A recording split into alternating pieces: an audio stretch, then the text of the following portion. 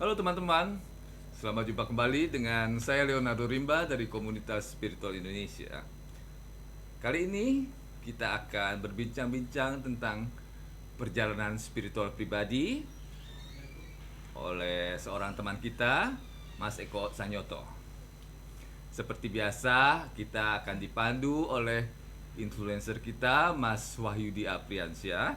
Tetapi sebelumnya saya akan memberikan pembukaan dulu, sedikit pembukaan bahwa Mas Eko ini adalah salah seorang member kita yang pertama kali datang ketika kita membuat acara kumpul-kumpul pertama di bulan Desember tahun 2007. Waktu itu di PIM ya Mas Eko, PIM Pondok Indah Mall, di Solaria. PIM Solaria ya. Malah di PIM bukan Solaria. Solaria. Mungkin Banyak, juga di beberapa kafe apa ya, kafenya juga udah almarhum ya. Eh, Waktu itu belum ada Facebook, ya, Belum. Masih atau ya, mungkin belum. Facebook ada tapi belum laku, belum banyak. Kita waktu itu Belum. masih di Yahoo Group, Spiritual Indonesia yang sekarang juga udah nggak ada ya, katanya mau dihapuskan Iya. ya. Tetapi kita semua mulainya dari Yahoo Group, semua orang yang tidak saling kenal, saling berdiskusi, membuka diri, akhirnya terpanggil untuk kumpul-kumpul. Banyak dari kita yang sudah menjalani laku spiritual bertahun-tahun, sejak mungkin SMA, kuliah ya. Seperti Mas Eko ini tadi cerita sama saya, kuliahnya di Bandung, lahirnya di Kediri, kemudian sekolah di Kediri juga ya sampai lulus SMA. Sampai SMA Kediri, Kediri. setahun di Surabaya, Heeh. di ITS, pindah ke Bandung. Oh, Mas Eko pernah kuliah di ITS juga? Iya. ITS, kemudian kuliah di Bandung di ITB sampai selesai ya. Sama selesai. Nah, Mas Eko cerita 6,5 tahun di ITB. Kenapa 6,5 tahun? Karena belajar selain belajar kuliah, belajar juga macam-macam perguruan tenaga dalam, dan juga perguruannya Ki Ageng Surya Mentaram di Bandung, Mas. Bukan. Ki Ageng Surya Mentaram 2003. 2003 ya. Setelah lulus berarti ya. Setelah lulus. Oke. Ki Ageng Surya Mentaram ini adalah seorang anggaplah sesepuh kejawen ya. Tulisannya banyak. Saya sendiri terus terang belum pernah baca, tetapi saya tahu siapa Ki Ageng Surya Mentaram. Dia mengajarkan ajaran spiritual Jawa. Seperti apa nanti akan dijelaskan oleh Mas Eko ya. Cuma saya tadi mendengar bahwa Mas Eko waktu masih kuliah juga sempat goncang karena mendengar suara-suara. Mas Eko tiba-tiba bisa mendengar suara menyuruh dia untuk jalan ke sana. Ketemu siapa ya, Mas? Ketemu sesepuh. Ketemu sesepuh. Iya. Nah, kemudian jalan ke sana lagi, ketemu orang lain lagi. Ya. Kemudian kalau Mas Eko lihat orang, waduh, ini orang punya masa depan yang cerah. Atau ketemu orang lain lagi, waduh, kasihan ya. Dia akan mengalami sesuatu. Bisa kita melihat orang yang bakal mengalami kecelakaan?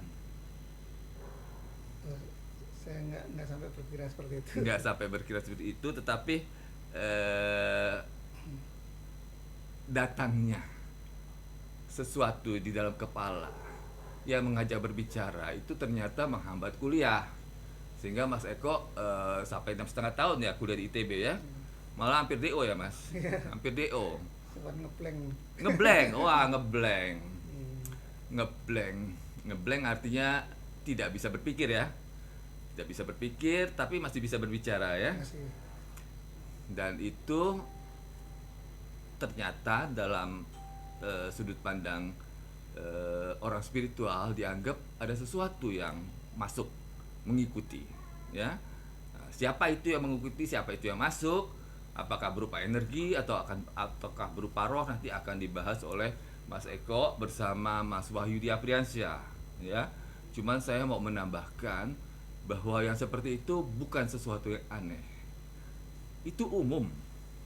Malah kalau orangnya cerdas, bisa dapat Nobel, bisa menciptakan teori-teori yang dipakai terus di seluruh dunia. Malah dibuat film. Filmnya ada yang berjudul A Beautiful Mind. Pernah dengar film A Beautiful Mind? Itu tentang seorang ilmuwan Amerika Serikat yang menemukan teori yang sangat berguna. Ini ilmuwan seperti itu, sampai tidak bisa kerja karena dia mendengar suara-suara. Nah, suara-suara itu yang menyuruh dia untuk ia berperilaku yang aneh. Tapi akhirnya dia bisa mengatasinya dan bisa bekerja terus, menjadi profesor, menghasilkan teori yang dipakai terus sampai sekarang. Sayangnya saya lupa namanya siapa, saya kayak susah untuk ingat nama orang, tapi saya tahu kisahnya seperti itu. Nah, teman-teman spiritual kita di seluruh Indonesia cukup banyak juga yang merasa mendengar suara. Dan tidak setiap orang bisa pergi ke psikiater. Tidak setiap orang bisa pergi ke ahli spiritual yang anggaplah bisa memindahkan suara-suara itu atau bisa menghilangkan suara-suara itu. Jadi cara paling praktis untuk menghadapinya, kalau Anda merasa mendengar suara atau Anda bisa merasakan energi, adalah coba untuk berusaha berpikir positif. Tidak perlu merasa takut, tapi cukup tahu bahwa yang seperti itu umum saja, ya. Anda tahu bahwa Anda harus fokus. Tidak perlu mengikuti apa yang muncul di dalam pikiran, tidak perlu mengikuti apa yang Anda rasa Anda lihat, karena seperti itu cuma impresi saja, cuma kesan aja, ya. Kesan saja. Seperti kalau kita berjalan melewati anggaplah suatu lapangan, ada banyak-banyak pemandangan. Ada pemandangan orang main bola, ada pemandangan orang main ayunan, ada pemandangan orang main bulu tangkis, atau ada pemandangan orang pacaran. Apa kita harus liatin terus? Enggak dong. Ya, pemandangan kan datang dan pergi.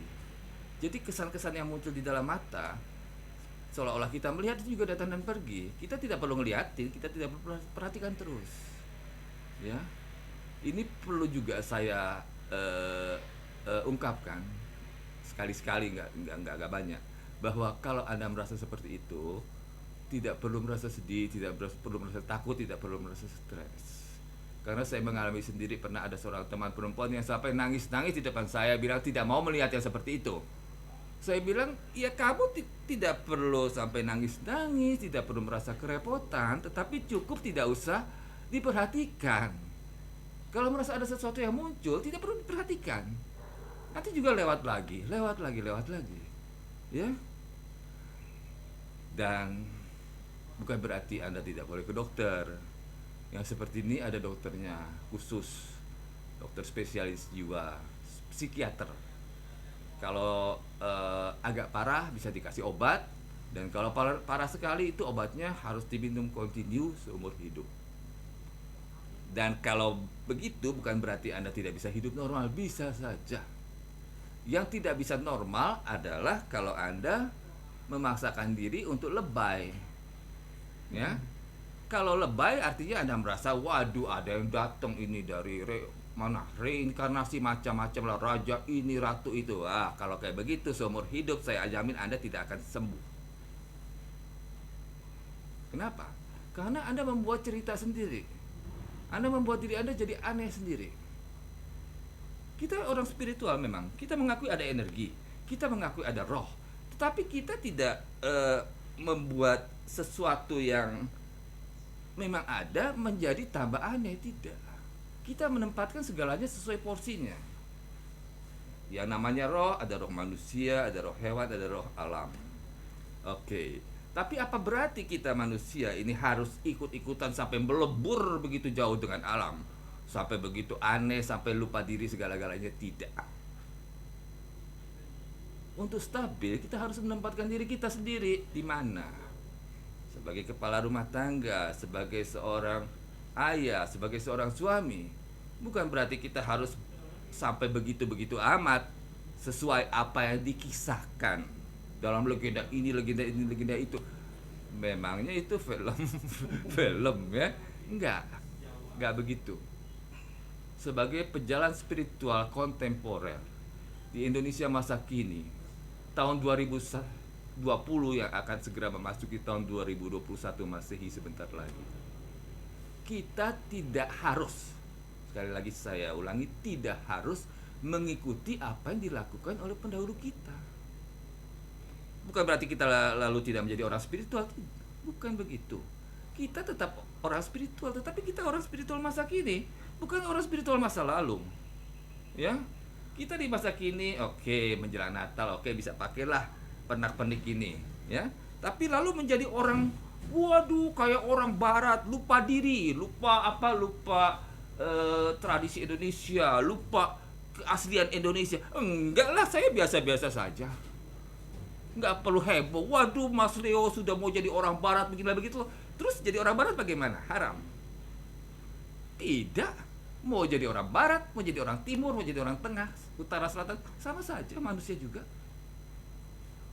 Bukan berarti kita harus pakai yang serba Indonesia, serba asli. Ingat ya, yang asli Indonesia tidak pakai pakaian, tidak pakai baju, tidak pakai celana, cuma pakai kancut namanya kalau dulu untuk menutupin pinggang doang, pinggul. Laki perempuan semuanya telanjang, itu asli Indonesia. Dan bukan dari kain loh, kemungkinan besar dari kulit hewan atau mungkin kulit kayu, ya, atau mungkin dari tenun, alat tenun yang masih kasar, hasil tenunan kasar. Itu asli Indonesia. Apa kita mau kembali ke zaman seperti itu? Enggak. Kita semuanya sudah berubah. Kita semuanya semakin modern, ya. Cara kita, pernak-pernik kita, teknologi kita, cara berpikir kita juga semakin lama semakin modern, semakin kontemporer. Kalau kita menjadi pejalan spiritual Indonesia, bukan kita berarti kita menjaga jarak dengan pejalan spiritual Barat dengan bilang Indonesia kan nomor 1, katanya Pulau Nyawa, ya, Pulau Nyawa adalah asal usul segala-galanya. Itu kan katanya. Sedangkan kita untuk cari makan kan tidak bisa pakai katanya. Untuk cari makan, untuk kerja Anda harus bisa memberikan sesuatu, menjual barang atau menjual jasa. Kita tidak bisa menjual katanya. Kita juga tidak bisa menjual warisan-warisan leluhur. Orang nggak peduli lu punya warisan leluhur kayak apa, yang penting lu bisa kerja. Kerjaan yang dihargai sehingga bisa menghasilkan uang, dan uang itu kita gunakan untuk beli makanan, beli pakaian, untuk bayar sekolah, untuk bayar rumah dan sebagainya. Demi apa? Demi kestabilan. Tujuan menjadi seorang pejalan spiritual adalah supaya kita stabil. Stabil, tidak terbawa-bawa, tidak goncang ke kiri, tidak goncang ke kanan. Jujur saja teman-teman, cukup banyak pejalan spiritual yang tidak stabil. Kenapa tidak stabil? Karena dia bisa termakan omongan satu perguruan. Ada perguruan spiritual yang cuci otak, ada. Kita harus akuin. Bukan berarti saya bilang salah, saya tidak pernah mengecam siapa-siapa ya. Tetapi ada yang model seperti itu. Ada juga yang model bebas seperti komunitas spiritual Indonesia kita. Anda latar belakang apa saja tidak masalah. Anda mau pakai cara apa saja tidak masalah. Karena kita berkumpul untuk berbagi. Kita tidak mencuci otak, kita tidak melarang orang, kita bahkan tidak mengecam orang ya. Nah, kenapa? Karena apapun yang Anda lakukan itu kan pilihan Anda sendiri, dan resikonya pun Anda tanggung sendiri. Kalau Anda ngeyel, Anda mau ikut yang aneh-aneh, terus Anda sakit, terus Anda tidak bisa kerja, ya itu Anda tanggung sendiri. Tapi kalau Anda pintar cari uang, Anda menjadi paranormal yang dihargai satu Indonesia dengan penghasilan puluhan juta tiap bulan, itu juga kan urusan Anda sendiri. Segalanya adalah pilihan. Segalanya adalah pilihan. Kita tidak bisa bilang yang dari Jawa semuanya yang paling baik, yang Barat itu semuanya kurang baik. Barat penjajah, bawa-bawa agama penjajah dimasukkan ke Indonesia. Terus ada agama Indonesia asli. Terus Anda ikut agama Indonesia asli. Yang asli agama Indonesia itu apa? Kalaupun ada, kita tidak akan mau seperti itu. Sudah lewat zamannya. Seperti zaman leluhur. Leluhur saya dari Sulawesi itu punya agama asli. Dan adatnya, ritualnya termasuk potong kepala orang. Perang antar kampung. Saya nggak mau seperti itu. Anda juga pasti tidak mau. Makanya saya jarang bicara yang leluhur-leluhur, karena saya tahu leluhur saya seperti apa. Ya, leluhur tetap leluhur, oke, dihormatin, tapi nggak mau ikut cara-cara leluhur karena ada sebagian yang tidak baik. Nah, mungkin buat sebagian teman, waduh, ada yang merasa panas, leluhur kok dibilang sebagian tidak baik. Memang sebagian leluhur kita adatnya tidak baik. Yang baik kita pakai, yang tidak baik kita buang. Gitu? Nah, seperti itu. Karena kita adalah manusia Indonesia kontemporer. Kontemporer artinya saat ini, di sini dan saat ini. Bukan berarti kita kurang dibandingkan yang lalu. Bukan berarti kita juga jauh lebih baik dibandingkan yang lalu, tidak. Kontemporer artinya kita menjalankan apa yang sesuai dengan masa sekarang.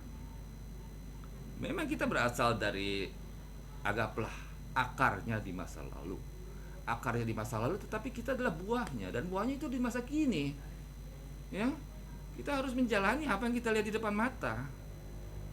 Kalau ternyata kita harus pakai cara barat untuk bisa bertahan hidup, kita pakailah cara barat. Kalau ternyata kita harus berubah gara-gara ada COVID, corona, harus berubah, ya berubahlah. Kalau tidak mau berubah, kita akan punah. Nah, loh, itu juga salah satu pelajaran spiritual loh. Kalau Anda tidak mau berubah, Anda akan tergeser, Anda akan punah. Dan kalau Anda tergeser, Anda tidak perlu lebay-lebay. Kalaupun Anda mau lebay, mau komplain, adat kita disingkirkan, adat kita begini begitu. Kalau berasa adat Anda disingkirkan dan Anda tidak mau introspeksi, Anda cuma mau mengeluh kesah aja, ya tanggung sendirilah. Begitu caranya. Kalau Anda tidak mau disingkirkan, ya pakailah. Cuma itu caranya. Tapi kan susah, kita ditekan, begini begitu. Yang nggak mau ditekan Anda sendiri. Kalau Anda ditekan, Anda mau bertahan, Anda mau melawan, ya bertahanlah, melawanlah. Itu hak Anda sebagai seorang pejalan spiritual yang menjalani segalanya di kehidupan Anda sendiri. Anda mau pakai yang serba tradisional, yang udah aneh, benar-benar aneh ya, yang setengah telanjang, itu boleh saja, asal di kehidupan Anda sendiri. Kita bisa melakukan segalanya, kita bisa memilih apapun segalanya kalau untuk diri kita pribadi. Tetapi kalau kita mau menerapkannya di dalam kehidupan masyarakat, apalagi mau memaksakannya, kita mau bilang orang harus pakai cara kita karena ini yang paling benar, yang paling asli, oh itu nggak boleh, itu salah. Salah satu prinsip spiritual adalah kebebasan pribadi. Dan mungkin sebagai, anggaplah, pejalan spiritual yang berasal dari Jawa ya. Saya juga berasal dari Jawa loh teman-teman. Saya nggak pernah ke tempat leluhur saya di Sulawesi. Itu kita mungkin punya sesuatu yang kita secara tidak sadar kita terapkan. Kita merasa, wah harusnya kan begini, nggak boleh begitu. Itu kebiasaan orang kita ya. Kok begitu? Kok pakai yang itu? Kenapa nggak pakai yang ini? Kita kan harusnya pakai yang seperti ini, ya. Kok kamu merayakan ritual kebiasaan orang lain? Kita kan punya kebiasaan sendiri. Anda bisa ngomong seperti itu kalau untuk urusan Anda pribadi. Tetapi kalau orang lain mau pakai yang dari mana juga, itu urusan dia sendiri. Ya, kita tidak berhak loh untuk mengatur orang lain. Tapi mungkin untuk bisa seperti itu pun susah sekali. Susah sekali bagi kita yang sudah terbiasa dari kecil, terbiasa untuk saling ngatur satu sama lain. Gak boleh. Kita belajar untuk ngatur diri sendiri, kita belajar untuk toleran terhadap orang lain. Saya pikir Ki Ageng Suryo Mentaram dengan perguruannya bernama Kawruh Jiwo ya. Ya, bukan perguruan nih. Ajarannya namanya Kawruh Jiwo pun mengajarkan toleransi. Toleransi Jawa itu sebetulnya yang paling tinggi ya. Kita tuh toleran. Toleran artinya, wah, kita mengakui itu hak orang untuk menjalani hidupnya masing-masing, ya. Itu teorinya ya. Ki Ageng mengerti itu dan juga saya yakin mengajarkannya kepada murid-muridnya. Tetapi mungkin sebagian murid-muridnya atau sebagian murid-murid dari perguruan lain tidak mengerti. Mereka pikir kalau Jawa kan harus begini, nggak boleh begitu. Ajaran mana itu? Enggak ya. Nggak begitu ya. Kalau menurut saya itu ajaran Jawa, atau anggaplah ajaran tradisional kejawen itu yang paling toleran.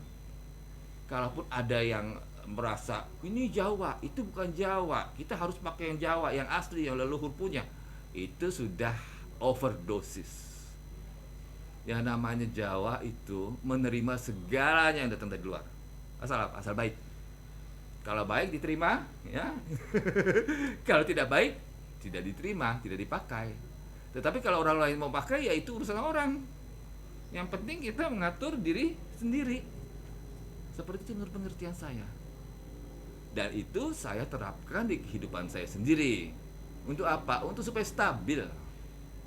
Kalau saya bisa stabil, bisa tidak terpengaruh oleh ngomongan orang, ya, tidak terpengaruh oleh segala macam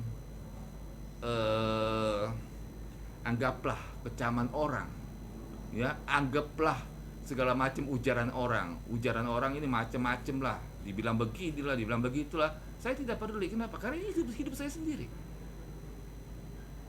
Kalau saya terpengaruh ngomongan orang, saya tidak bisa menjadi stabil. Saya akan menjadi seperti boneka yang disetir orang. Dan kalau Anda menjadi seperti itu, Anda adalah orang spiritual yang belum bisa menerima dan mengerti hakikat spiritualitas. Tapi kan kita orang Jawa, Mas Leo. Saya juga orang Jawa, orang dari Jawa, dan keturunan orang yang memang penghuni Jawa dari zaman dulu. Tetapi kok Mas Leo pakai yang model-model barat? Loh, gak boleh.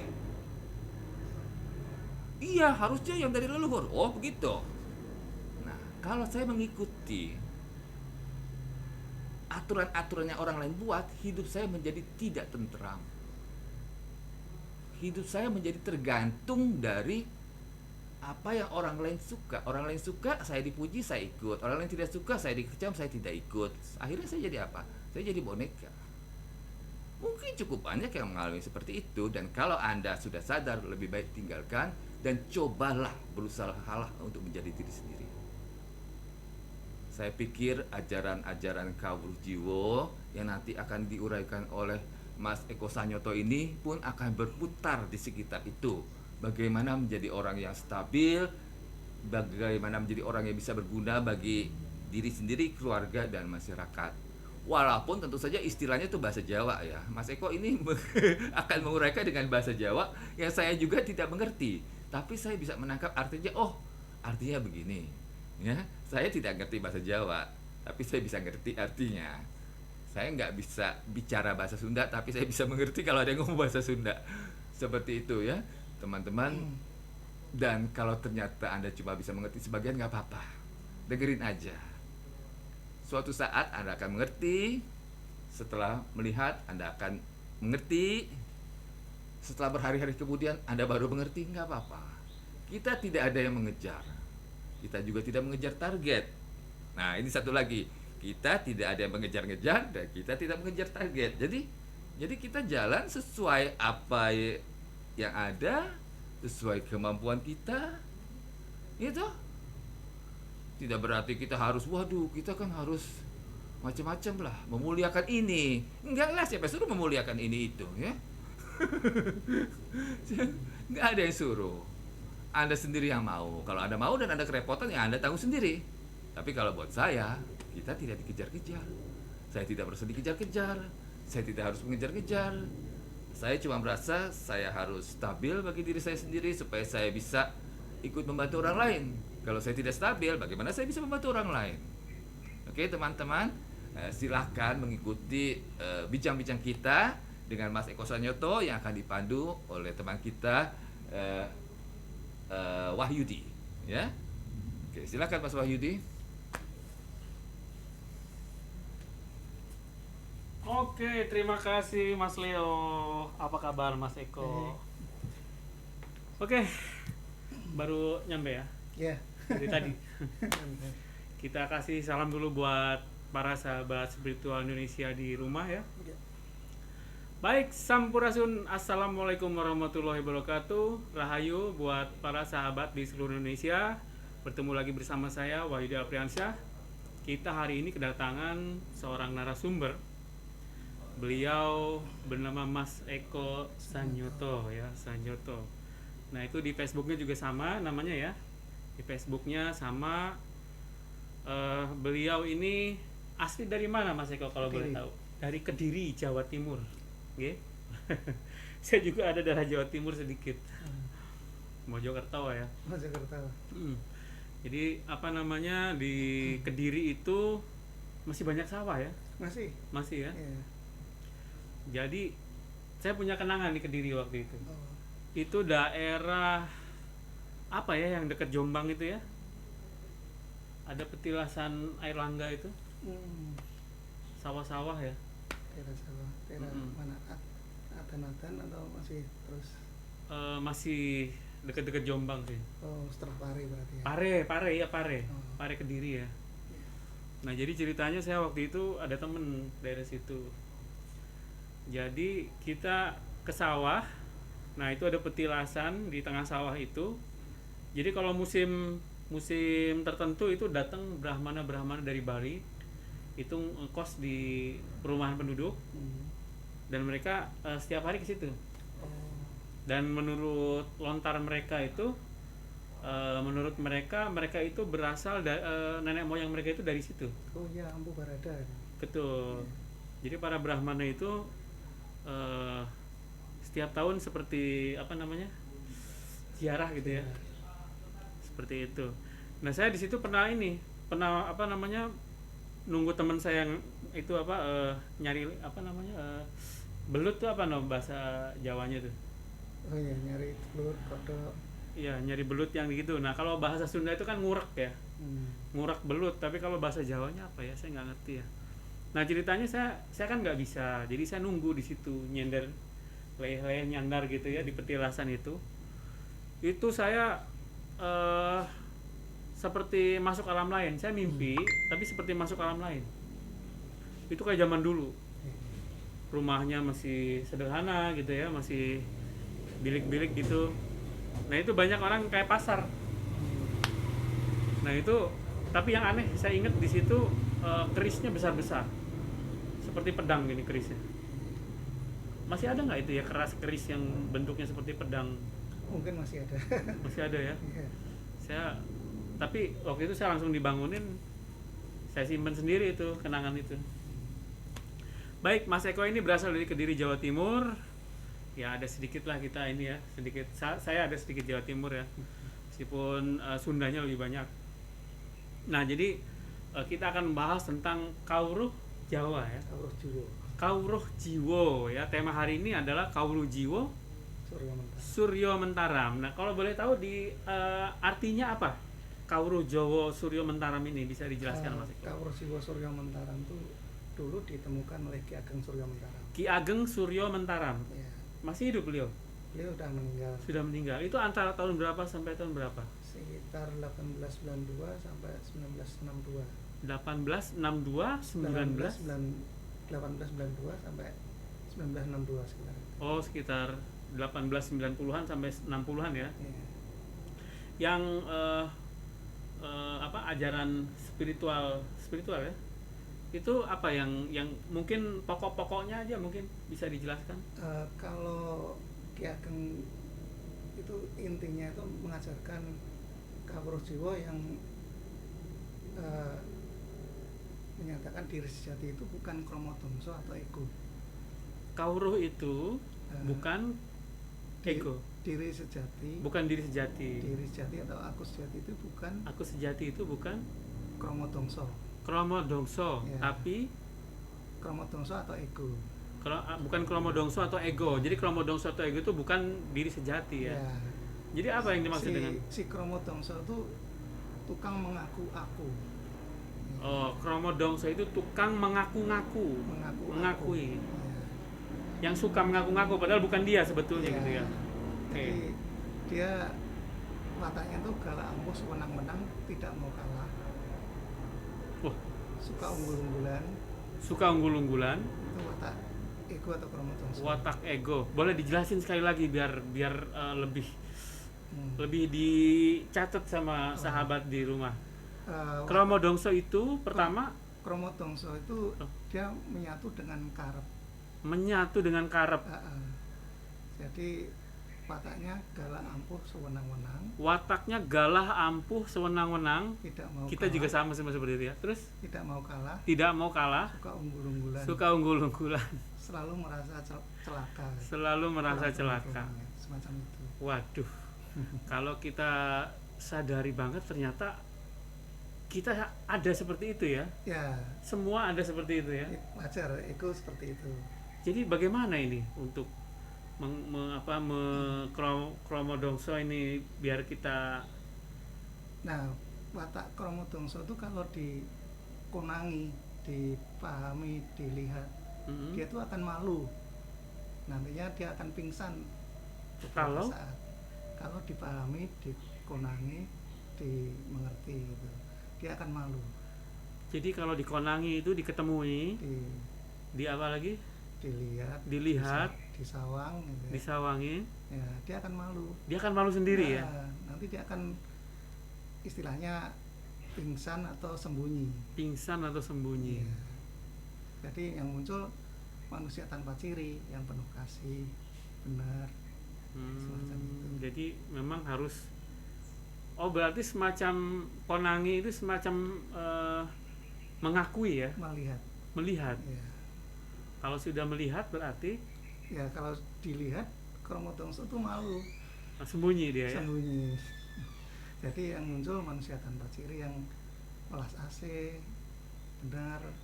Berarti seolah-olah dia itu sembunyi tapi minta diakui ya.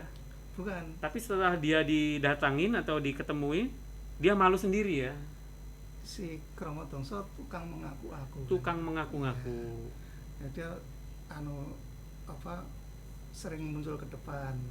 Tapi setelah disawang oleh tukang nyawang dalam diri, Mm-mm, disawang, dikonangi, dilihat, betul. nah dia malu. Hmm, Akhirnya dia masuk kotak atau sembunyi. itu ada tekniknya apa? Ada caranya biar kita bisa mengkonangi si Si kromodongso. kromodongso atau ego ini ya, kalau Ya. dalam bahasa psikologi ego ya, atau super ego mungkin ya. Ya, jadi kalau si kromodongso itu dikonangi, dilihat, disawang itu, Hmm, dia akan kekuatannya akan menurun. menurun, akhirnya hilang. Ada Kembali ke tekniknya, kotak. ada tekniknya untuk apa namanya? Itu ya istilahnya cuma melihat kromodongso sendiri. Oh gitu. Jadi itu filosofinya ya. Ya, Tapi kalau untuk teknik-teknik untuk caranya untuk ini apa? Mengkonangi kromodongso itu filosofis saja ya. ya, Kesadaran aja ya. biasanya kalau si manusia tanpa ciri itu muncul, dia tuh sewaktu-waktu tanpa kita nyana gitu. Tanpa kita sadari dia muncul ya. Nah, Dengan apa secara terbuka, kemudian welas asih tadi ya. Dan sifat-sifat baik tadi ya. sifat-sifat baik muncul setelah dia menyelesaikan masalah atau sebentar muncul itu. Hmm. Setelah masalah selesai, biasanya si kromodongso bangun lagi. Oh, bisa bangun sewaktu-waktu ya. Iya. Jadi istilahnya dalam jeda itu antara kromodongso sembunyi dan kromodongso muncul itu si manusia tanpa ciri muncul. Baik. Jadi memang itu penaklukan yang terus-menerus tanpa henti berarti ya. Terus menerus. Jadi mirip beberapa apa namanya filosofi dari kebudayaan-kebudayaan lain ya. Mungkin apa namanya tentang cerita Indian yang apa serigala di dalam diri, model-model seperti itu ya. Ya, seperti itu. Cuma ini filosofi Jawa mungkin lebih ke refleksi ya, Ya, semacam itu. lebih ke kesadaran. Kromodongso itu terdiri dari beberapa catatan. Oh ya, boleh Nah, dijelaskan. Ada catatan agama, keyakinan, Agama, keyakinan, suku, suku, ada pendidikan, pendidikan. ya semacam itu ya. Nanti bisa dikembangkan sendiri. Nah, catatan-catatan itu yang menyusun kromodongso sehingga menjadi sudut pandang si kromodongso. Oh, ini menjadi catatan-catatan atau unsur pembentuk pengcreate kromodongso tadi. Catatan untuk sudut pandang si kromodongso. Oh begitu ya. Jadi pengetahuan itu bisa menjadi bumerang ya. Ya, dan Sebagai nanti menuju manusia tanpa ciri biasanya melalui simpang 3 merasa benar. Simpang 3 merasa benar. Nah, kita mungkin tidak fokus ke kromodongsonya, Iya. tapi kita ingin menjadi manusia tanpa ciri tadi. Apa saja yang harus dilakukan agar kita bisa menjadi manusia tanpa ciri yang ulas asih, yang toleran, yang apalagi yang sifat-sifat baik Nah, tadi. setiap kromodongso selalu merasa benar. Ya. Setiap kromodongso selalu merasa benar. Hati-hati ya. Ya.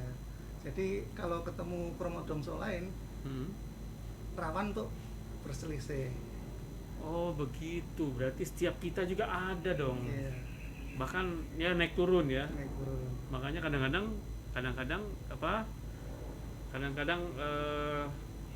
baik-baik saja, kadang-kadang bisa terjadi perselisihan ya, pendapat ya mungkin. Jadi kalau ketemu perselisihan, tujuan kita mencari damai kan. Nah, Nah, harus di masing-masing introspeksi toleransi introspeksi toleransi, Iya. catat. dan melihat yang diperselisihkan itu apa. Biasanya barang sepele. Memang biasanya perselisihan itu hal-hal sepele ya, Ya. bukan hal yang Iya, ternyata setelah dilihat dia ternyata sepele. sepele. Cuma ini ada intervensi dari kromodongso tadi. Iya, ya sifatnya kromodongso itu nggak mau kalah. Wajar. Nah, jadi gimana kita agar bisa menjadi manusia tanpa ciri yang stabil atau yang dominan lah, Ya, seperti agar kita selalu seperti yang baik-baik aja yang tampil gitu, atau bisa mungkin introspeksi, toleransi, introspeksi, toleransi. terus bisa melihat masalah sebenarnya itu sebenarnya sepele. Ya, Melihat akhirnya masalah sebenarnya ya, sebenarnya sepele. yang Semua- biasa semua betul. di dunia itu sepele gitu. Semua yang di dunia itu adalah sepele. Oke, Iya. lanjut. Jadi seperti itu. Akhirnya nanti ketemu wong dengan wong, bukan kromotongso ketemu kromotongso. Tapi Wong yang welas asih ketemu sama wong welas jadi sama-sama wong welas asih, jadi apik ya, ya. sama-sama apik ya. Di Kapursiwa itu ada istilahnya junggringan. Junggringan. Junggringan itu kalau di pewayangan pertemuan antar dewa. Pertemuan antara dewa. Junggringan adalah pertemuan antara para dewa ya. Antara dewa. Junggring Saloko kalau di Junggring pewayangan, ya. Saloko. Ya. Jadi kalau kita sudah bisa mengunangi melihat Oh kromotongso iya, kita, kalau wayang golek junggring salaka sama Iya. aja ya. kalau kita udah mengunangi melihat kromotongso kita, dia Hmm. itu akan malu. Dia sembunyi masuk kotak sehingga yang keluar tuh dewa, manusia tanpa ciri dalam diri kita. Baik. Nah, untuk apa namanya? Sebelum kita lebih lanjut ke perbincangan para dewa atau junggring salaka ini, Mas Eko sekolahnya dulu di mana, Mas Eko?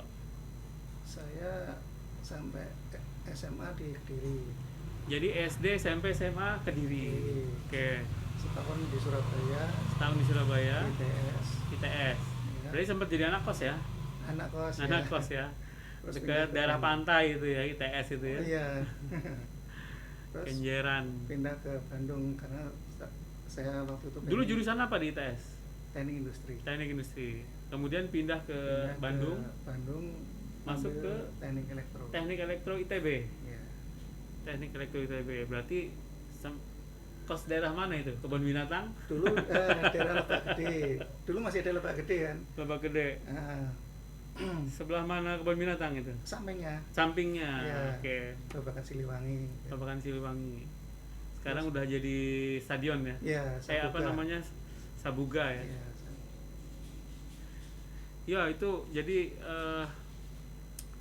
berapa tahun Mas Eko di Bandung? di Bandung 6,5 tahun. 6,5 tahun. Saya hampir istilahnya 7 tahun terakhir ya, dikasih batas waktu ya. sempat ngeblank soalnya di Sempat ngeblank. Ya mungkin karena perjalanan spiritual Perjalanan biasa gitu.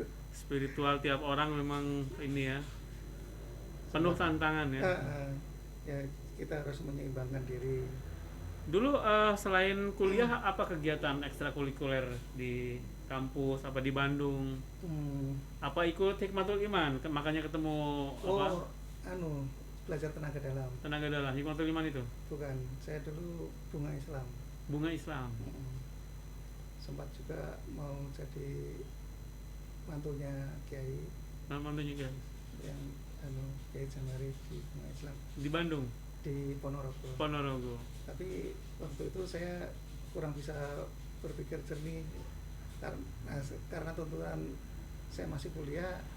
Saya bilang ke Kiai belum siap gitu. Akhirnya Iya. tidak jadi. Ya biasanya gitu, masih banyak keinginan yang pribadi ya gitu ya. Untuk menyelesaikan kuliah.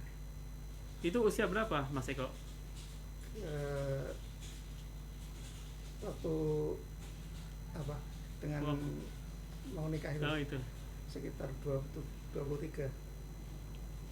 23 ya. Ada penyesalan nggak itu? Ya sedikit masa lah ya. lalu Ya mungkin akan berbeda jalan hidupnya ya, mungkin kalau mengambil keputusan itu ya. Iya. Itu yang disebut persimpangan ya. Kalau diambil akan menjadi kemana, kalau tidak diambil akan jadi kemana gitu ya. Ya Kromo Dongso seperti itu. Ada Kromo Dongso seperti itu. simpang 3, jadi simpang merasa benar. Nah, simpang 3 yang tadi ya berarti ya. Jadi ya seperti itu. Baik. Berarti waktu itu udah selesai kuliah? Belum, masih sambil kuliah ya. Sambil kuliah. Itu waktu Mas Eko merasakan terjadi pergumulan dalam batin itu waktu sedang menjalankan apa? Mungkin atau usia berapa, menjalankan apa waktu itu? Dulu niat saya sih pengen lebih mengenal diri, lebih mengenal Tuhan. Saya belajar ke tenaga dalam, saya bisa merasakan ini ada energi gini. Itu sempat ngeblank selama berapa bulan. Itu yang tenaga dalam pernafasan apa yang ada pakai wirid-wirid juga? Ada puasa juga? Dulu saya sempat juga ikut tarekot juga. Pakai ini pernafasan apa pakai puasa juga? Ada puasa, ada ya latihan pernapasan tenaga dalam. Soalnya ngomong tenaga dalam pasti mau nggak mau ada pematahan ya. Demonya ada pematahan. Apalagi zaman dulu tuh besi apa gitu ya, bata ya. Baik, dari situ mulai dari situ ya setelah lulus kuliah alhamdulillah langsung bisa kerja di KLM.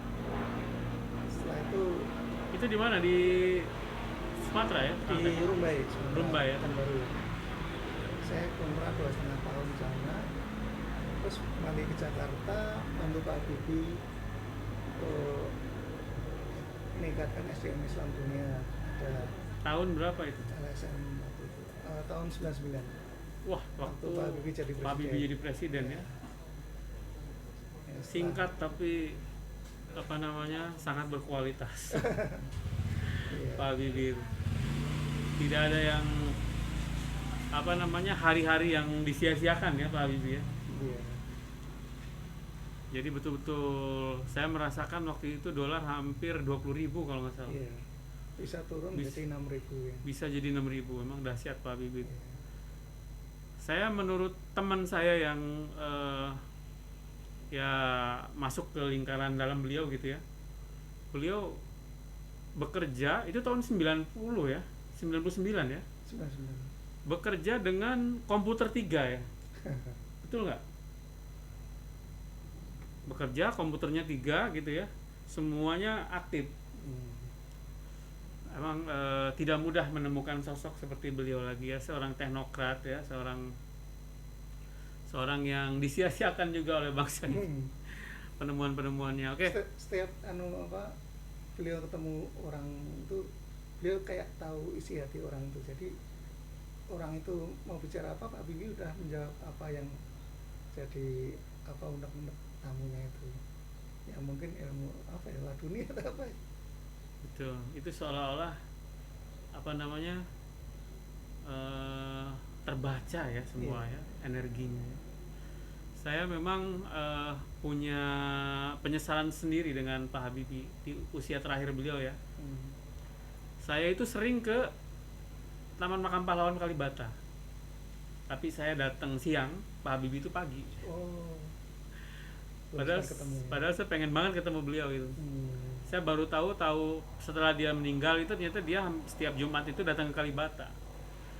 Kalau bahasa Sundanya pas halingsing.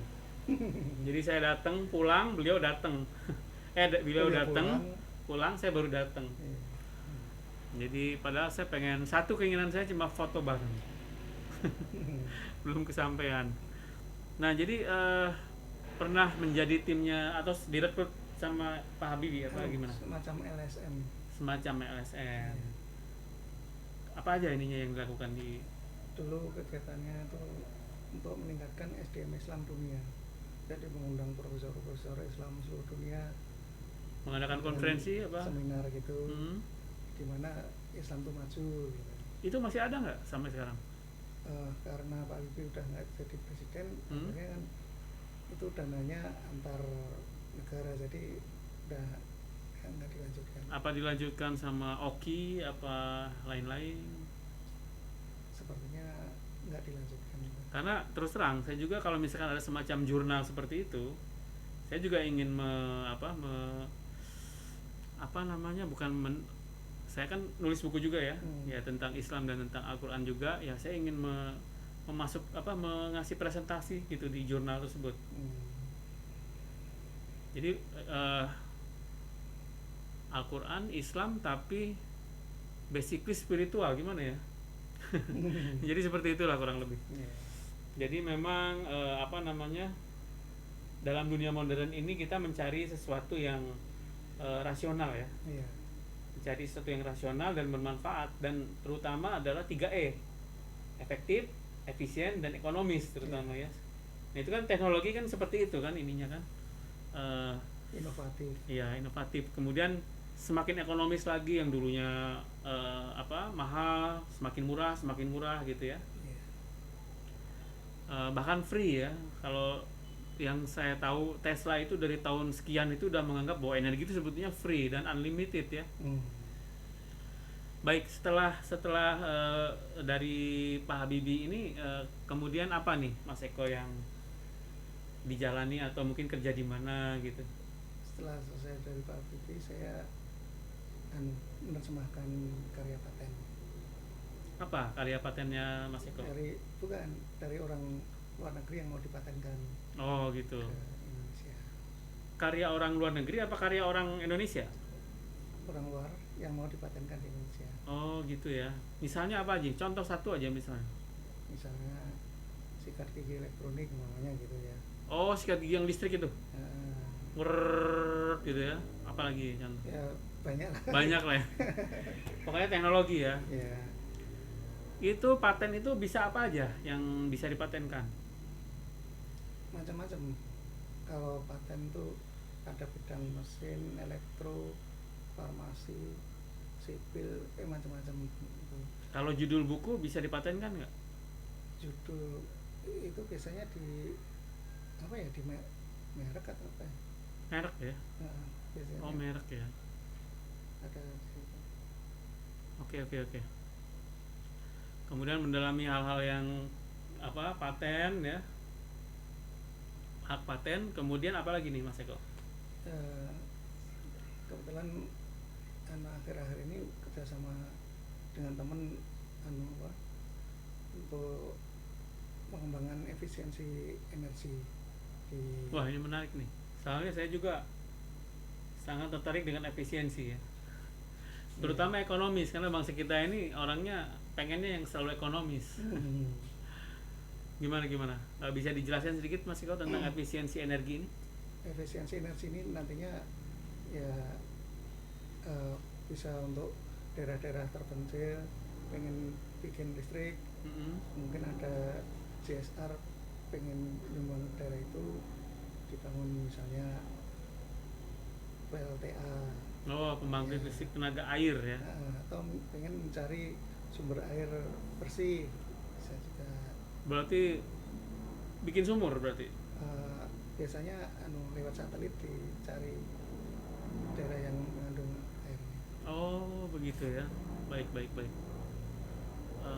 Kalau selain itu apa lagi? Selain PLTA apa tadi? Ada juga di saya sama temen di pengelolaan sampah. Pengelolaan sampah. Jadi sampah itu nanti dimusnahkan, Dibakar. tapi tidak mengeluarkan asap. Apa seperti pembangkit listrik tenaga sampah. Itu kan semacam insinerator itu, pemusnah sampah. Pemusnah sampah, insinerator ya. Tapi tidak menimbulkan asap. Ya. Tapi pakai api. Ya mungkin nanti ada. Nah itu bayangan saya dipasang di RW. Oh begitu. Jadi mikro ya, setiap rukun warga ya. Ya. Itu bentuknya seperti apa? Mungkin seperti tempat sampah? Ya kayak tabung. Kayak tabung. Ya cerobong tabung itu. Nanti tinggal diolah. Berarti membutuhkan dana yang luar biasa besar ya? Biasanya ada bantuan desa ya dari pemerintah. Bisa pakai dana itu. Itu ada ini nggak percontohannya di mana gitu? Teman saya kemarin rencana mau dibangun mungkin dalam waktu dekat di DKI. Oh DKI dulu. Mungkin ya. Proyek Soalnya kan percontohannya. Bantar Gebang rencana nggak bisa untuk tempat sampah DKI. Sudah terlalu penuh ya? Iya. Ya saya juga masih ingat waktu di Bandung itu, ingat nggak yang sampah di mana-mana gitu, bingung mau buang kemana. Ini sekarang udah dapat tempat kan, tapi di daerah mana tuh, Purwakarta kan, Cianjur, antara Cianjur Purwakarta lah gitu. Jadi memang sampah ini pengelolaannya masih kurang terlalu maksimal ya di Indonesia ini ya. Tidak seperti di Jepang atau terutama di kota-kota besar ya. Betul, belum seperti di Amerika, apalagi di Amerika ya. Jadi saya pun punya teman yang bekerja di Jepang. Jadi di Jepang itu sudah sangat jadi meskipun tukang sampah, dia nggak capek-capek mengut sampah, udah semuanya udah rapi. Ini sampah apa, kemudian tinggal ngangkut si mobilnya itu, tinggal ini terus ya seperti hampir semi otomatis lah gitu. Tinggal sebagai operator aja sebetulnya ya. Sisa-sisanya baru diangkut pakai tangan, dan itu pun nggak sampai kotor-kotor kayak kita ya. Kalau di kita itu gimana ya, serba salah ininya ya. Jadi harapannya Mas Eko nih dengan pengelolaan sampah? Ya dengan pakaian insinerator tadi, sampah-sampah jadi istilahnya dimusnahkan tanpa banyak polusi asap. Ya semoga proyeknya terlaksana ya. Oke, setelah pengelolaan energi sampah, kemudian ada lagi nggak Mas Eko setelah itu yang dikerjakan? Apa terakhir itu? Yang terakhir kemarin tuh kami buat semacam baterai untuk daerah-daerah terpencil untuk listrik. Baik, baterai untuk daerah-daerah terpencil. Apa baterai semacam itu, kapasitasnya berapa? 500 watt. 500 watt ya. Soalnya rata-rata yang baterai sepeda motor itu 5.000 ya kalau nggak salah ya, yang dari gesit itu. Oh iya. Kalau saya nggak pakai buat motor, tapi saya pakai buat keperluan rumah. Terlalu kreatif. Ya harganya masih tinggi, masih 5 jutaan, masih 5-8 juta. Iya. Itu dijual berapa itu baterai? Karena kan kita sebentar lagi masuk ke era listrik ya. Nah, sekarang pemerintah ini mendukung pabrik-pabrik yang support motor listrik. Kemudian juga kemungkinan mobil listrik juga udah ya. Meskipun saya berharap sih zamannya si siapa yang zamannya menteri apa namanya yang punya Jawa Pos itu, Oh, dalam. Dahlan Iskan itu kan yang mau meresmikan mobil listrik itu loh, yang nggak jadi itu. Sayang banget ya, seharusnya kita tuh jadi pemain nomor 1 ya. Cara Mobil Kawuru Jiwo gimana? Kawuru Jiwo perinciannya gimana? Baik, kita akan ke tema utama yang akan kita bahas hari ini. Nah, kita kembali lagi ke Kawruh Jiwo ya. Nah, apa esensi daripada Kawruh Jiwo atau Surya Mentaram ini, Mas Eko? Atau bisa dijelaskan apa saja yang di selama ini di itu apa semacam padepokan apa gimana? Ya, kau apa ya istilahnya? Kita kan namakan kawruh. Kawruh. Kawruh itu ilmu ya. Ilmu. Jadi ada diterjemahkan ilmu bahagia bisa. Ilmu bahagia ya, Ya. bahasa universalnya. Apalagi? Ilmu bahagia. Ilmu bahagia cara Jawa ya. Dan ajaran Kawruh Jiwo itu sudah mulai diajarkan di psikologi UGM. Oh, sudah jadi salah satu mata kuliah ya berarti ya? Iya. Mata kuliah di Universitas Gadjah Mada ya. Iya. Jadi apa nama mata pelajarannya? Saya kurang tahu disebut apa ya. Tapi ya kalau di sini Kawruh Jiwo Kawruh Jiwo Surya Mentaram. Baik. Apalagi yang perlu disampaikan tentang Kawruh Jiwo ini? Ya, kalau di Kawruh Jiwo itu kita belajar mengenal diri yang bukan kromodongso. Ya, diri yang bukan kromodongso itu bersyukur, bahagia. Bersyukur, Jadi, bahagia, apalagi? prinsip bahagia itu saiki kene ngene gelem. Saiki Kene ngene gelem. kene ngene gelem. Sekarang di di sini sini begini mau mau menerima. menerima. Ikhlas ya, Ikhlas. ikhlas.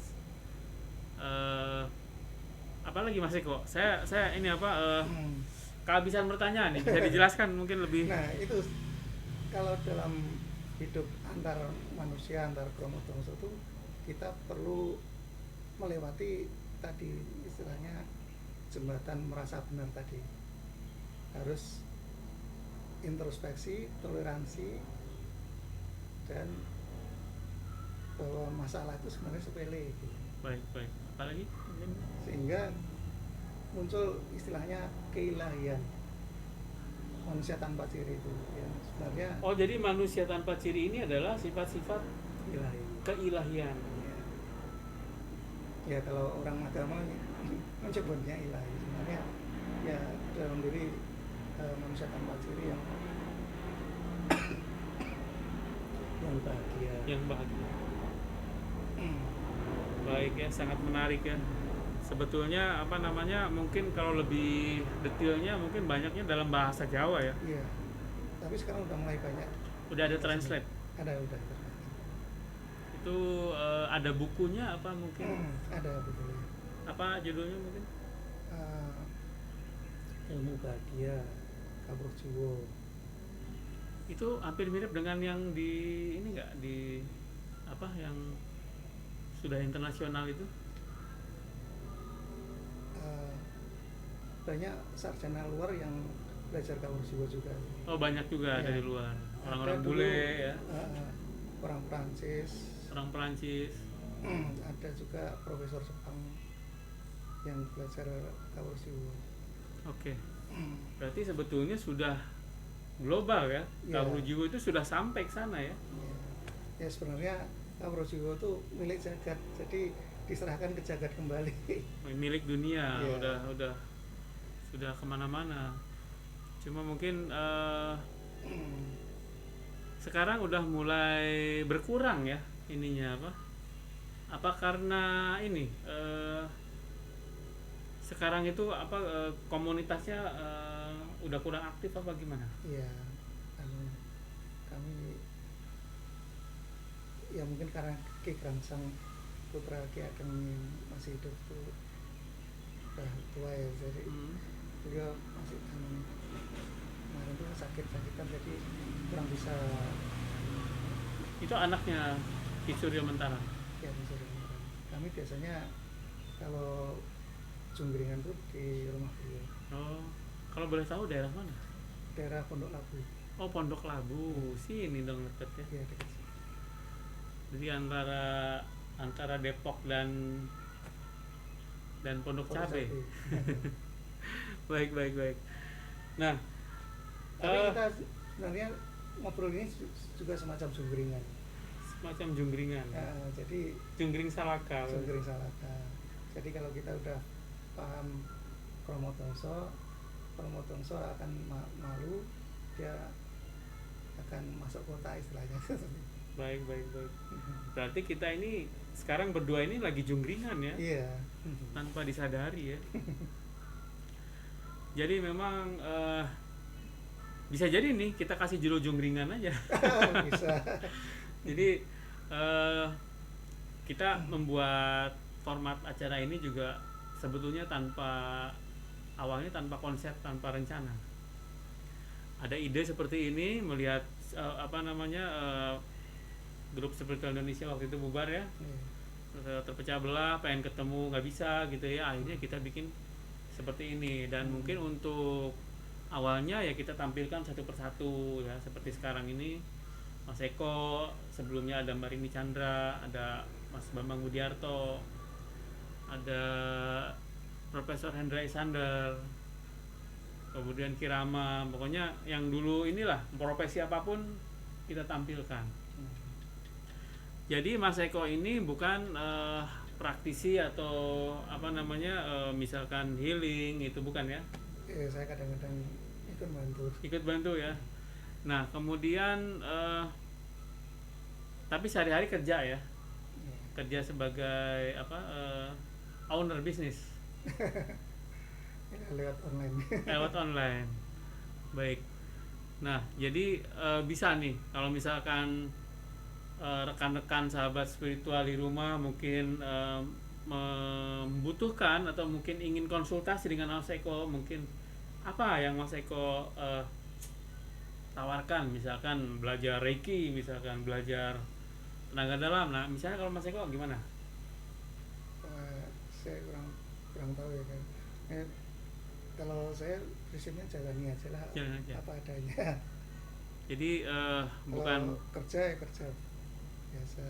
jadi sebagai sambilan aja ya, tapi dengan sebagai, jadi sahabat spiritual perlu diketahui bahwa Mas Eko ini adalah salah satu dari anggota Spiritual Indonesia yang paling pertama ya bergabung di atau pertemuan pertama ya, yang menurut Sebelum kopdar ke kota-kota, sebelum kopdar kota-kota lain, kita biasa kumpul di kafe-kafe ya Mas. menurut Mas Leo itu tahun 2007 ya. Di mana itu Mas Eko kalau boleh tahu? Dulu biasanya ngumpul di kafe-kafe. Di kafe-kafe, ngumpul, ketemu, bubar ya. Lama-lama baru ke tempat-tempat spiritual seperti di Gunung Salak. Biasanya di mana selain Gunung Salak? Kemarin ada di Temanggung, di Jogja. Temanggung, Jogja ya. Kalau di dekat-dekat Jakarta sendiri? Sukabumi, Pelabuhan Ratu, apa di mana? Oh iya, di Sukabumi kita pernah jalan-jalan. Pernah juga ya. Nah, di Biopark gitu. Geopark ya. Jadi Ciletuh ya. Ciletuh. Nah, Gunung Padang? Gunung Padang. Gunung Padang pernah juga. Oke. Kalau saya Gunung Padang pasti ikut. kan itu udah arah pulang ke rumah itu. Baik, dari kegiatan semenjak di kafe-kafe di Jakarta tahun 2007, kemudian berkembang ke tempat-tempat spiritual, kemudian tahun 2009 ada grup Facebook ya. Nah, Mas Eko ini selalu setia ya. Kemudian biasanya saya ngelihatnya bersama rombongan Barosma, Mas Jibril ya. Siapa lagi? Mas Ayah ya. Dulu ya. Rini Panggabean. Ini kan dia Dari sama, dari dulu juga. ya, ada via anu dulu bahasa Oh gitu.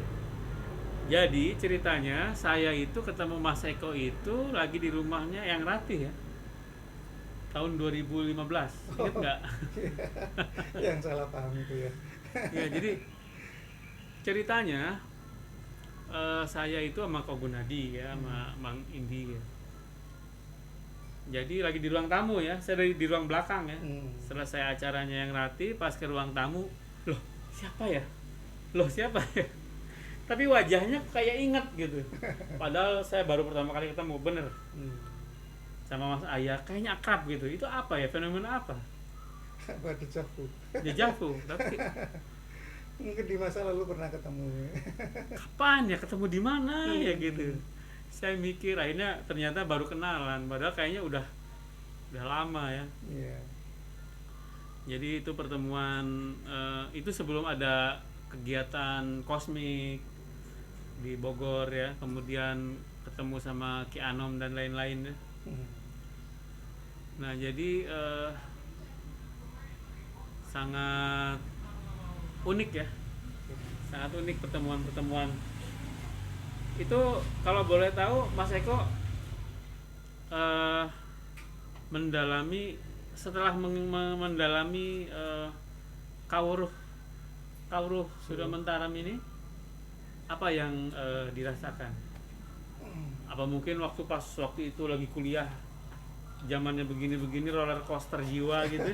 Ya akhirnya saya introspeksi waktu kuliah tuh kayak gini. Oh ternyata setelah ketemu Kawur Siwa tuh wah sifat Kromotonso memang gitu ya, selalu merasa benar, terus apa segalanya pengen diikutin kemauannya.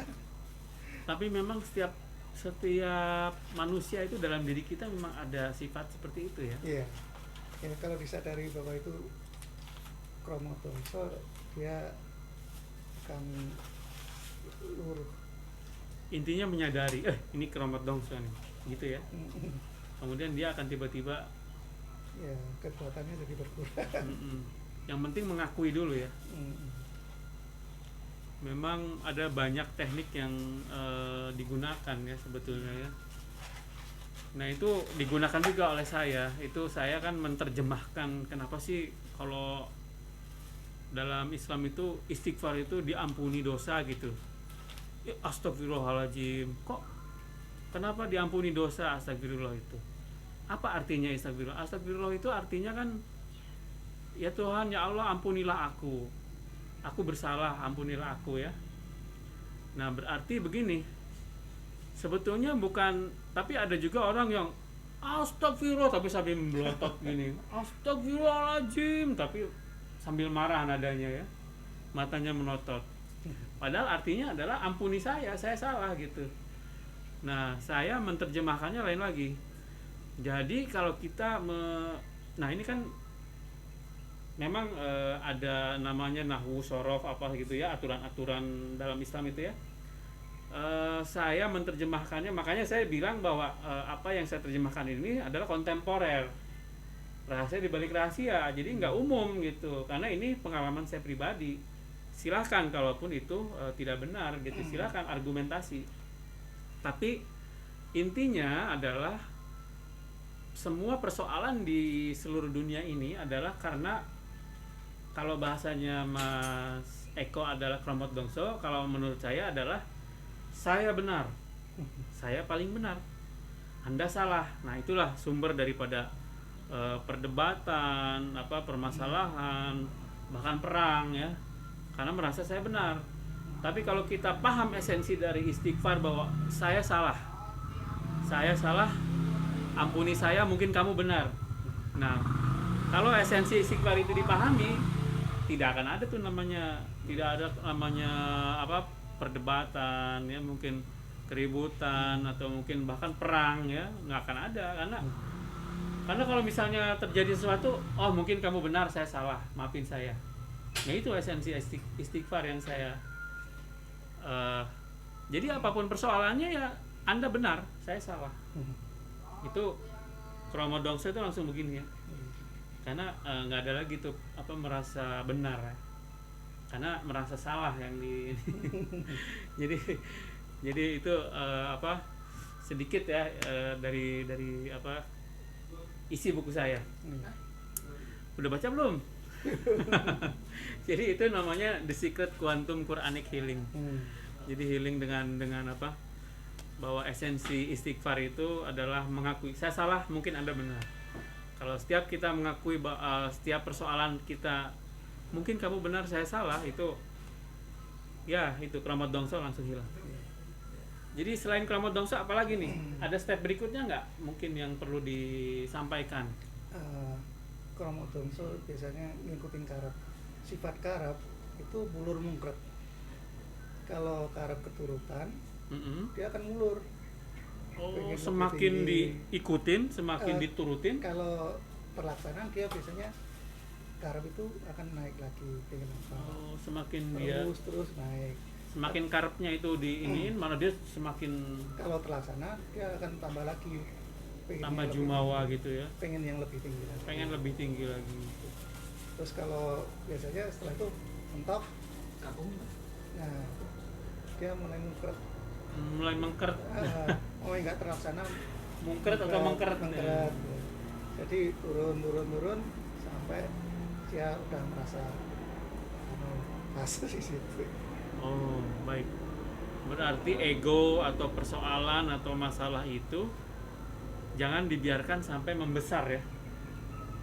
Jangan sampai dia semakin berkembang ya. Kalau bisa dibunuh selagi dia masih kecil ya, masih dalam. Ya kalau untuk bekerja nggak apa-apa, kita pakai ego atau kromo dongso. Soalnya kromo dongso itu dipakai untuk bekerja. Karena kromo dongso itu dipakai untuk bekerja. Menarik ini. Jadi gimana cara penggunaannya untuk bekerja? Ya supaya hasilnya bagus. Kromo dongso suka unggul-unggulannya. Untuk pekerjaan malah bagus ya. Unggul-unggulan, berkompetisi, malah sehat ya. Baik. Itu sepanjang itu untuk berkarya. Bukan untuk pembenaran ya. Ya, biasanya setelah ketemu kromo dongso yang lain, barulah timbul. Kan lewat simpang merasa benar. Simpang 3 tadi ya. Baik, menarik ya. Jadi memang untuk pekerjaan kromo dongso ini sangat baik ya, sangat dianjurkan. Bahkan kalaupun Anda sedikit chauvinis atau sedikit meskipun karya Anda orang lain bilang apa kek ya, bangga dengan karya sendiri nggak apa-apa ya. Kromo dongso itu bagus ya. Baik, menarik sekali. Jadi tergantung dari Anda menempatkan kromo dongso ini. Sepanjang dia bisa dikontrol dalam berinteraksi di masyarakat, itu baik ya. Tapi untuk pekerjaan itu Anda harus memanfaatkannya untuk menghasilkan yang terbaik ya. Oke. Mungkin ada lagi penggunaan kromo dongso yang selain di pekerjaan, mungkin menimbulkan energi positif lainnya.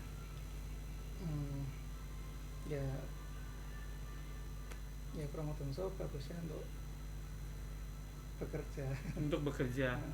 Jadi bekerja untuk diri sendiri juga ya. Diri sendiri, orang lain juga ya. Jadi kromo dongso bisa di-setel jadi orang baik karena dia bisa memilih. Oke.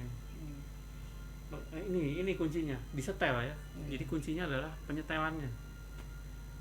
Mengarahkannya ya. Oke. Apa ada teknik khusus untuk itu? Kalau di Kawur juga biasanya atau mantra khusus mungkin. Ora ono kepenak saliyane ngepenak kelian. Ora ono kepenak saliyane ngepenak kelian.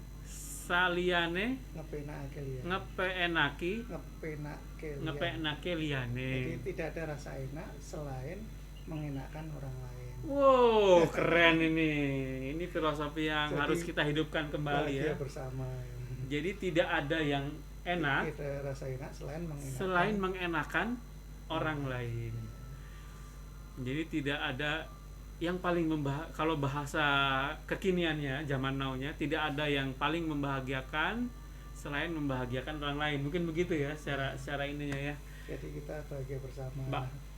Jadi kesimpulannya kita bahagia bersama. Iya, Oke. itu yang disebut zaman keemasan, windu kencana, seperti itu. Yang disebut zaman kemasan atau windu kencana. Baik, sahabat Spiritual Indonesia, sangat menarik ya perbincangan kita kali ini. Ternyata filosofi yang mendalam dari Kawruh Jawa Surya Mentaram ini simple ternyata ya.